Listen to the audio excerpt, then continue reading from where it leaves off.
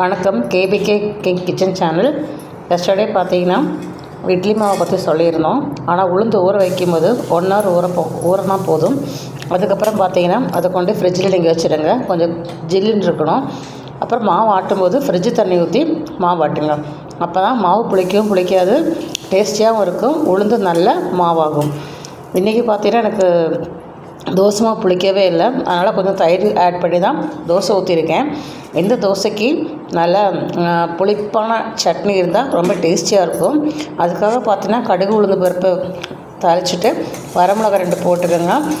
வெங்காயம் பூண்டு வணங்கின ஒருபாடு புளியும் தக்காளியும் சேர்த்துக்குங்க. உங்களுக்கு தேவையான அளவுக்கு நீங்கள் புளி சேர்த்துக்கிட்டால் போதும், அதிகமாக சேர்க்காதீங்க.